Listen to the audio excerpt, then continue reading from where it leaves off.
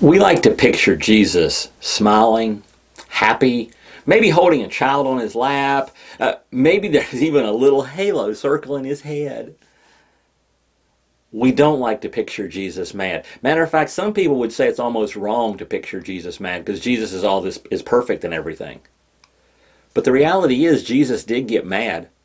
He got make a whip and chase people out of a room mad. And it's interesting when we look at why he got mad.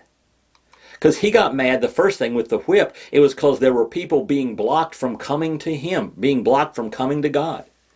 And the second one, it's our passage in Luke 11.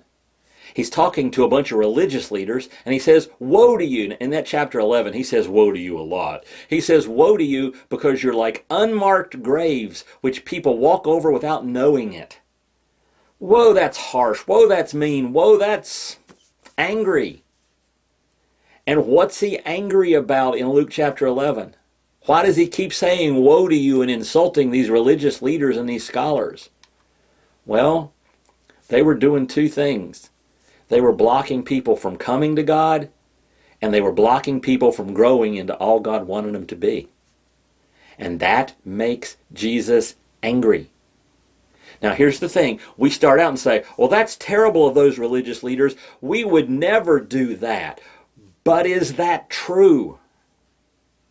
See, there are different ways you can block people from becoming the people God wants them to be. And one is to be overtly out there and mean. The other is to live a life that makes people not want to be like you. To live a life that makes them say, well, if that's a Christian, I don't want to be one of those. It can be a sourpuss all the time. It can be anger. It can be judgmentalism. It can be a lot of things. But is there anything in your life you need to ask yourself today? I need to ask myself today. That would make people choose not to be like me and not to be like Jesus? Because that's the kind of thing that ticks Jesus off. And that's today's Jumpstart.